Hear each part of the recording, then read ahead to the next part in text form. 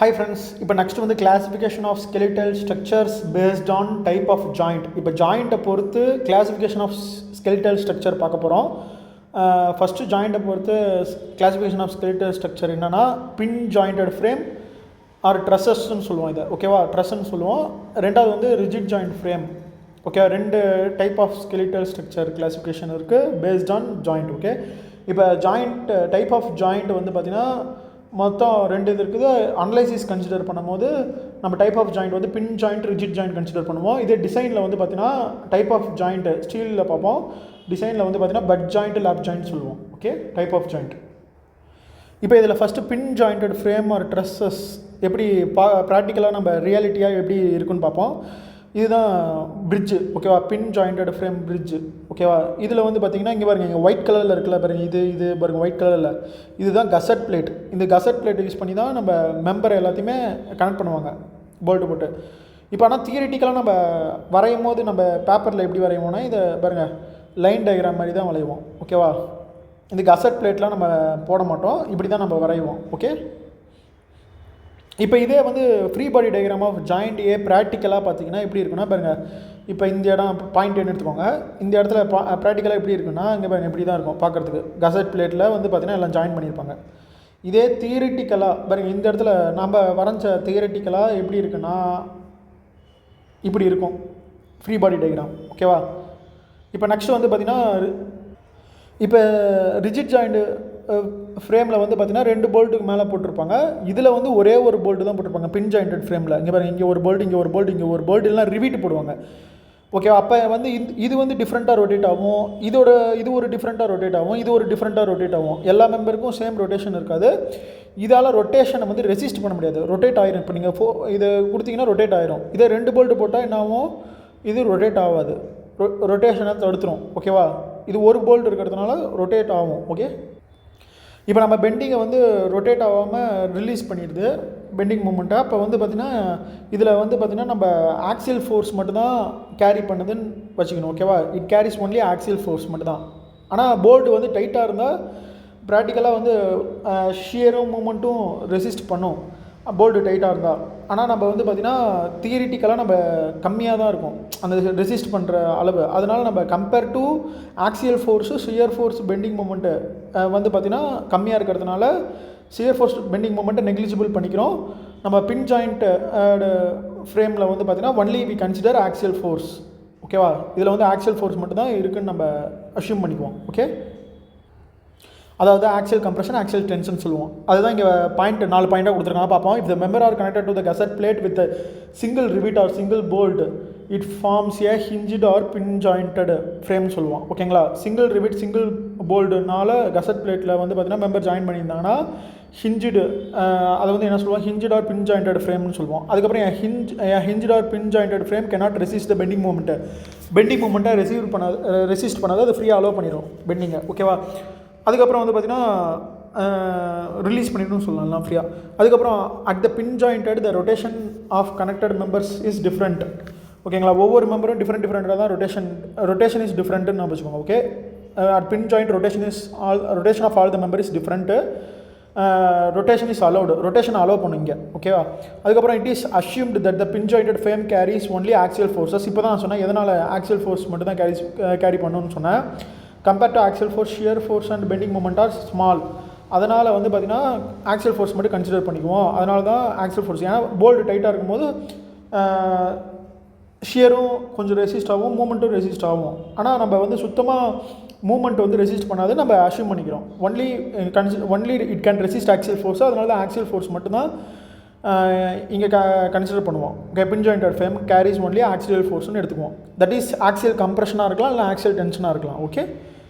இப்போ practical example வந்து பின் jointed ஃப்ரேமுக்கு வந்து பார்த்திங்கன்னா பிரிட்ஜ் ட்ரஸ்ஸு, இன்னொன்று வந்து இண்டஸ்ட்ரியல் பில்டிங் சொல்லலாம், இல்லைனா டிரான்ஸ்மிஷன் டவர்னு சொல்லலாம், இல்லைனா சிசர்னு கூட சொல்லலாம். இங்கே பாருங்கள், சிசரில் ஒரே ஒரு போல்டு தான் போட்டுருக்காங்க. இது வந்து பார்த்திங்கன்னா இது ஒரு மாதிரி நம்ம ஃபோர்ஸ் கொடுத்திங்கன்னா இது ஒரு டிஃப்ரெண்ட் ரொட்டேஷன் பண்ணலாம், இது ஒரு டிஃப்ரெண்ட் ரொட்டேஷன் பண்ணும், ஓகேவா? சிசர் கூட எக்ஸாம்பிள் தான். இப்போ நெக்ஸ்ட் வந்து பார்த்திங்கன்னா ரிஜிட் ஜாயிண்டட் ஃப்ரேம்னா என்னென்னு பார்ப்போம். ரிஜிட் ஜாயிண்டட் ஃப்ரேம்னா இங்கே பாருங்கள், இதுதான் பில்டிங் ஃப்ரேம் தான் எக்ஸாம்பிள் நான் சொல்லியிருக்கேன். இதில் வந்து பார்த்திங்கன்னா எல்லாமே காலமு பீமு எல்லாம் மோனோலித்திக்கலாக கனெக்ட் ஆகிருக்குது. அதனால் பாருங்கள் இந்த ஜாயிண்ட்டு தான் என்ன சொல்லலாம், ரிஜிட் ஜாயிண்ட்டுன்னு சொல்லுவாங்க. ஓகே, இந்த ஜாயிண்ட்டில் வந்து பார்த்திங்கன்னா இப்போ நம்ம இது வந்து பார்த்திங்கன்னா ப்ராக்டிக்கலாக இப்படி இருக்கும். ஓகேவா, இதே நம்ம தியரிட்டிக்கலாக நம்ம வரைஞ்சோன்னா இது எப்படி வரைவோம்னா பாருங்கள், ஃப்ரேம் இப்படி தான் வரைவோம். இந்த ஏ ஜாயிண்ட் பி ஜாயிண்ட் தான் நம்ம ரிஜிட் ஜாயிண்ட் சொல்லுவோம். இங்கே வந்து இந்த ஜாயிண்ட் தான் நம்ம என்னது ரிஜிட் ஜாயிண்ட் சொல்லுவோமா, அதே மாதிரி இங்கே A joint B joint rigid joint சொல்கிறோம். இதே வந்து பார்த்திங்கன்னா இன்னொன்று வந்து பார்த்திங்கன்னா ஸ்டீல் ஜாயிண்ட்டில் வந்து பார்த்திங்கன்னா கசட் பிளேட்டில் வந்து பார்த்திங்கன்னா 2 போல்ட்டு கொடுத்தாங்கன்னா அது ரிஜிட் ஜாயிண்ட்னு சொல்லுவோம். இதில் வெல்டிங் அடித்தாலும் நம்ம ரிஜிட் ஜாயிண்ட் சொல்லுவோம். 2 போல்ட்டு இல்லைனா 2 ரிவீட் போட்டிருந்தாங்கன்னா ப்ராக்டிக்கலாக பாருங்கள் இப்படி தான் இருக்கும் பார்க்க. வெல்ட் அடிச்சிருந்தாங்கன்னா இது நம்ம என்ன சொல்லுவோம், இதையும் ரிஜிட் ஜாயிண்ட் தான் சொல்லுவோம், இதையும் ரிஜிட் ஜாயிண்ட் தான் சொல்லுவோம். பாருங்கள் இதுவும் ரிஜிட் ஜாயிண்ட் தான். இது ப்ராக்டிக்கலாக இது 3. இதே தியரிட்டிக்கலாக ரிஜிட் ஜாயிண்ட் இப்படி இருக்கும். இதே வந்து இது 2 தியரிட்டிக்கலாக எப்படி போடுவாங்கன்னா பாருங்கள், இது இப்படி தான் நார்மலாக இப்படி போடுவாங்க. ஓகே, தியரிட்டிக்கலாக ரிஜிட் ஜாயிண்ட் வந்து பார்த்திங்கன்னா பாருங்கள் இங்கே இதுதான், இது 2 எல்லாமே ஒன்று தான். பாருங்கள் தியரிட்டிக்கலாக இப்படி தான் இருக்கும்.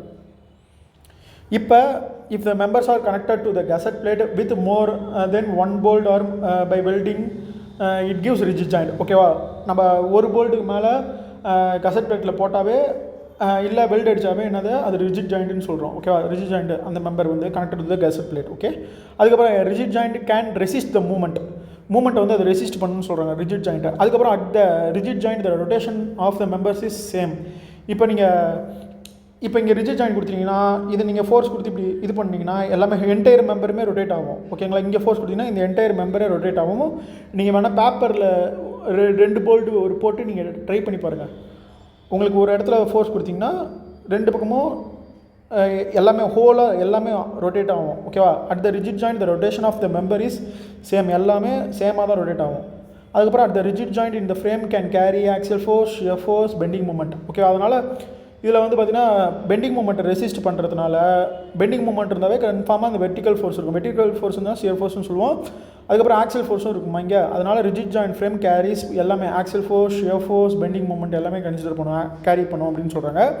எக்ஸாம்பிள் தான் காங்கிரீட் பில்டிங் ஸ்ட்ரக்சர் நம்ம மேலே பார்த்தோம். ஓகேவா, இப்போ ப்ராக்டிக்கல் எக்ஸாம்பிள் பார்த்தாச்சு. இப்போ நெக்ஸ்ட்டு வந்து பார்த்திங்கன்னா சம் எக்ஸாம்பிள் பார்ப்போம். இதில் வந்து பார்த்திங்கன்னா ரிஜிட் ஜாயிண்டட் ஃப்ரேம் எடுத்துக்கிட்டோம். இதில் வந்து இந்த ஜாயிண்ட் தான் rigid joint. Before loading 90 degree இருக்குதா. இப்போ நம்ம இங்கே லோடு அப்ளை பண்ண எப்படி ஆகும், இப்போ டிஃபார்மேஷன் இப்படி தான் ஆகும் லோடு அப்ளை பண்ணோடனே. ஆஃப்டர் லோடிங் ஆல்சோ என்ன ஆகுது, 90 டிகிரி தான் இருக்கணும். ஓகேவா, அதுதான் ரிஜிட் ஜாயிண்ட். ஓகேவா, ஆனால் ரியாலிட்டியாக அப்படி இருக்காது, நம்ம இருக்குன்னு அஸ்யூம் பண்ணிக்கிறோம் இங்கே. ஓகே, அப்படி தான் இருக்குன்னு நம்ம ஸ்ட்ரக்சரல் அனாலிசிஸில் அஸ்யூம் பண்ணிக்கிறோம், ஆனால் ரியாலிட்டியாக அப்படி இருக்காது. ஓகேவா, before loading also 90 degree, after loading also 90 degree. அதுக்கப்புறம் இப்போ லோடு கொடுத்தோடனே இப்போ இப்படி பெண்ட் ஆகுதா. இங்கே ரொட்டேஷன் வந்து பார்த்திங்கன்னா rotation in the beam and rotation and the column வந்து சேமாக இருக்கும். ஓகே, இங்கே பாருங்கள் டீட்டா ஏ இங்கே சேமாக இருக்கா, இங்கேயும் டீட்டா ஏ தான் இருக்கும். அதேமாதிரி இங்கே டீட்டா பி இருக்குதுன்னா இங்கேயும் டீட்டா பி தான் இருக்கும். ஓகேவா, இல்லை இப்படி சொல்லலாம், rotation of beam is same as rotation of column, rotation of beam is same as rotation of column. ஓகேவா, ஏன் இப்படி நடக்குதுன்னா நீங்கள் ரிஜிட் ஜாயிண்ட் ஃப்ரேமில் ஒரு பாயிண்ட் படிச்சிருப்பீங்க. என்ன point, rigid joint will rotate as whole. Rigid joint வந்து பார்த்திங்கன்னா எல்லாமே ஹோலாக தான் ரொட்டேட் பண்ணும். பாருங்கள், இது ஒரு ரிஜிட் ஜாயிண்ட்டு, இது ஒரு ரிஜிட் ஜாயிண்ட்டா. அப்போ இந்த ரிஜிட் ஜாயிண்ட் வந்து ஹோலாக தான் ரொட்டேட் பண்ணும், இந்த ஒரு ரிஜிட் ஜாயிண்ட் வந்து ஹோலாக தான் ரொட்டேட் ஆகுது. ஓகேவா, அதுக்கப்புறம் ரொட்டேஷன் நடக்கிறதுக்கு முன்னாடி 90 டிகிரினா ரொட்டேஷன் முடிஞ்சதுக்கப்புறம் இது லோடு கொடுக்கறதுக்கு முன்னாடி 90 டிகிரி இருந்ததுன்னா லோடு கொடுத்ததுக்கப்புறம் அந்த இன்க்ளூடட் ஆங்கிள் வந்து 90 டிகிரி சேமாக தான் இருக்குன்னு சொல்கிறாங்க. ஓகே, before loading angle between beam and column is 90 degree, after loading also 90 degree. The change in angle between the member is 0. எந்த சேஞ்சுமே நடக்கல, அதனால் சேஞ்ச் இன் ஆங்கிள் வந்து 0. ஓகேவா, அதுக்கப்புறம் rigid joint will rotate as whole but included angle between the member is same. Included ஆங்கிள்னால் ஒன்றும் இல்லை, 2 மெம்பருக்கு இருக்கிற டிஃப்ரென்ஸ் தான் இன்க்ளூடட் ஆங்கிள் 90 டிகிரி. அதை தான் திரும்பி நான் சொல்லி வச்சுருக்கேன். ஓகேவா, அதுக்கப்புறம் ரிஜிட் ஜாயிண்ட் வந்து ரொட்டேஷன் வந்து ஹோலாக தான் ஆகும், நம்ம ஏற்கனவே பார்த்துருக்கோம். அதுக்கப்புறம் ரொட்டேஷன் வந்து சேமாக தான் இருக்கும். ஓகேவா, rotation of the joint will be same. இங்கே பாருங்கள், இங்கே பார்த்துருப்போம் அந்த பாயிண்ட்டை. ஓகே, அதனால தான் இங்கே டீட்டா ஏ அந்த ஜாயிண்ட்டில் இது ஒரு ஜாயிண்ட், இந்த ஜாயிண்ட்டுக்கு தனியாக ஆங்கிள் எல்லாமே சேமாக இருக்குது, இந்த ஜாயிண்ட்டுக்கு தனியாக ஆங்கிள் சேமாக இருக்குது. ஓகேவா, இந்த பாயிண்ட் நல்லாவே கேட்பாங்க, ஞாபகம் வச்சுக்கோங்க. நெக்ஸ்ட் வந்து difference between rigid joint and fixed support. இப்போ இது ஃபிக்ஸ்டு சப்போர்ட் பாருங்கள், இதுதான் ஃபிக்ஸ்டு சப்போர்ட், இதுதான் ரிஜிட் ஜாயிண்ட். இது ரெண்டுத்துக்கு டிஃப்ரென்ஸ் என்னென்னு பார்ப்போம். Both will resist the movement. பாருங்கள், இதுவும் மூவ்மெண்ட் ரெசிஸ்ட் பண்ணும், இதுவும் மூவ்மெண்ட் ரெசிஸ்ட் பண்ணணும்னு சொல்கிறாங்க. ஆனால் இது ரெண்டுத்துக்கு என்ன வித்தியாசம்னா, அட் ஃபிக்ஸ்டு சப்போர்ட் வந்து பார்த்திங்கன்னா ஸ்லோப் வந்து 0வாக இருக்கும். பாருங்கள், ஸ்லோப் இதில் எதுவுமே இல்லை, ரொட்டேஷனே நடக்கலை. ரொட்டேஷன் ஆர் ஸ்லோப் வந்து 0 இருக்குது. ஆனால் அட்டு வந்து ரிஜிட் ஜாயிண்ட், அந்த ரிஜிட் ஜாயிண்ட்டில் வந்து பார்த்திங்கன்னா ஸ்லோப் நாட் ஈக்குவல் டு 0. பாருங்க இங்கே ஸ்லோப் இருக்குது, இங்கே ஸ்லோப் இல்லை, அவ்வளோதான் வித்தியாசம். ரெண்டுமே ஆனால் மூவ்மெண்ட்டை ரெசிஸ்ட் பண்ணும்.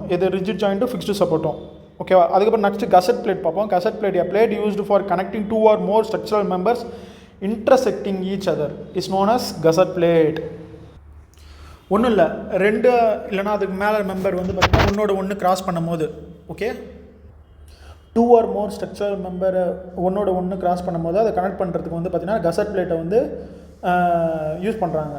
ஓகே, இன்டர்செக்ட்னா கிராசிங் அப்படின்னு சொல்லலாம். அந்த 2 மெம்பரும் கிராஸ் பண்ணும் போது அதை கனெக்ட் பண்ணுறதுக்கு வந்து பார்த்திங்கன்னா நாம் அந்த பிளேட் கசட் பிளேட் யூஸ் பண்ணுறோம். இப்போ நெக்ஸ்ட் கொஸ்டின் பார்ப்போம். A rigid jointed frame, in a rigid joint frame the joint are considered to rotate as whole. Correct, அந்த ரிஜிட் ஜாயிண்ட் ஃப்ரேமே ரொட்டேட் ஹோலாக தான் ஆகும். ஓகே, இப்போ தான் நான் சொன்ன மேலே இந்த பாயிண்ட் நான் ஞாபகம் வச்சுக்கோங்க. Rigid joint will rotate as whole. Okay, அதுக்கப்புறம் not to rotate all. Rigid joint எதுக்கு நம்ம போடுறோன்னா எல்லாமே ரொட்டேட் ஆகாமல் இருக்கிறதுக்கு தான் போடுறோன்னு சொல்கிறாங்க. தப்பு. இப்போ that 50% of member rotate clockwise rigid jointed ஃப்ரேமில், அந்த ஜாயிண்ட்டில் வந்து 50% வந்து ரொட்டேட் கிளாக் வைஸ் ஆகும், 50% ஆன்டி கிளாக் வைஸ் ஆகும்னு சொல்கிறாங்க. தப்பு. Beam also rotate clockwise, column also rotate clockwise. எல்லாமே 100%மே என்னது ஒரே கிளாக் வைஸில் தான் ரொட்டேட் ஆகும், இல்லை ஆன்டி கிளாக் வைஸ் தான் ரொட்டேட் ஆகும். அதுதான் correct. None of the above. இதுவும் தப்பு, இதுவும் தப்பு, இதுவும் தப்பு. Rigid jointed frame the joint are consider to rotate ஹோலாக தான் ரொட்டேட் ஆகும். ஓகே.